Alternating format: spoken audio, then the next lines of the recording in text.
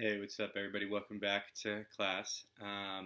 So now that you've had a chance to answer the do not question, I wanted to give you the opportunity to hear my response as well.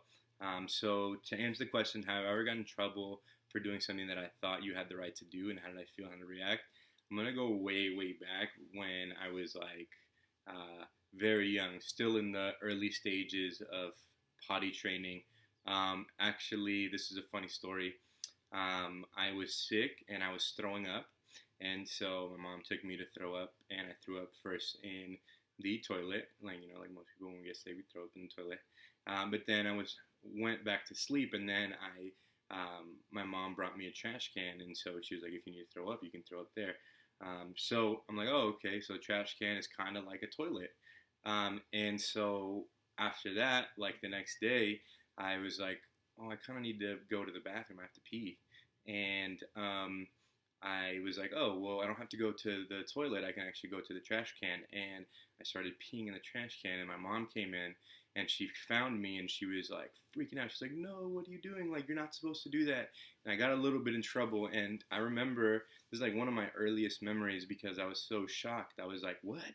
I was super surprised. Like, how is it? I thought I could do that. Like, why can't I do that?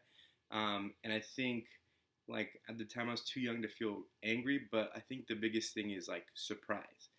And I think, like, I know that's a funny story, but when we start thinking about, like, how might um, you feel when you do something and then you get in trouble for it is surprise. You might feel angry or sad or something like that because you're like, that's not fair. It might feel unfair. I guess that's the best way to put it. And this is exactly what we're going to see today. We're going to see that the South or the Confederacy, as we're going to learn, are going to do something that they think is actually allowed, is actually okay. And they are going to get in trouble for it, or they're going to be like people are going to react negatively to it.